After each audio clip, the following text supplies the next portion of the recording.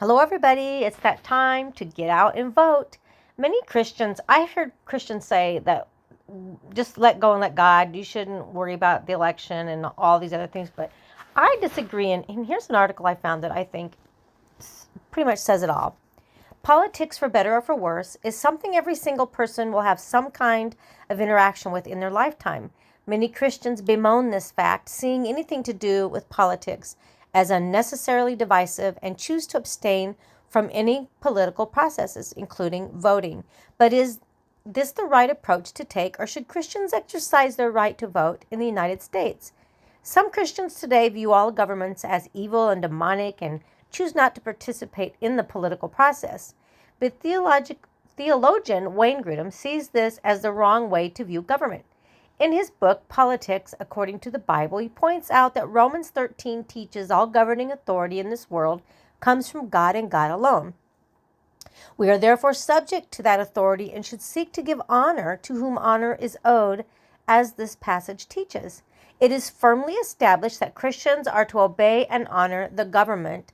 But what about politics? Should Christians be involved in this political process? Should Christians vote in seemingly divisive elections? Politics at its core is nothing more than how human beings interact with one another in order to shape society.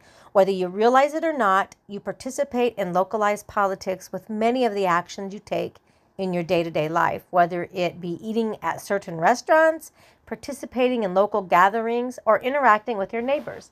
Politics should not be viewed as something to fear or avoid, but as an everyday part of life. Since politics is unavoidable, it follows then that we as Christians should have some say or influence in political decisions through voting. Voting is a right we are given as citizens of the United States, and it is one we should take seriously. We should view this right in three main ways: as an act of loving our neighbor, as an act of stewardship, and as a way of pursuing justice. All men and women are made in the image of God, so it naturally follows that all political decisions which affect people should be issues we care about. Jesus tells us in Matthew 22 that one of the two great commandments is to love your neighbor as yourself. One way to love your neighbor is to vote for candidates and policies that will uphold and respect our dignity and natural rights as image bearers. Voting should also be seen as an act of stewardship. But virtue of living in the United States, God has blessed us with the ability and right to vote for candidates who will uphold policies that make our country better and glorify God. The parable of the talents in Matthew 25 warns us against wasting the gifts that God has given us, so that we should be diligent not only to use our right to vote, but to use it in an educated manner.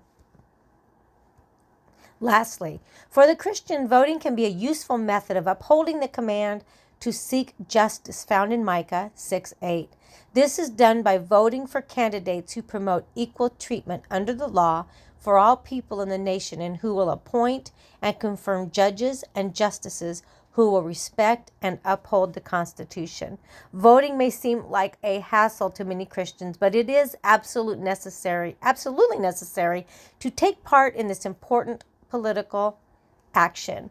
Our own rights and those of our neighbors are determined by our voting for the right candidates to uphold our liberty and human dignity. Yes, guys, vote. I think it's a huge hassle as well, but it is also a privilege, okay? There's things going on in this world that are not godly and could end our society the way we know it.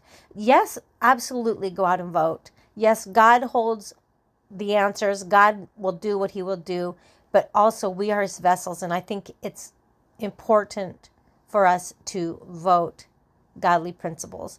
Thank you for listening. I love you guys. Have a wonderful day, and get out and vote, you little stinkers. Love you. Bye-bye.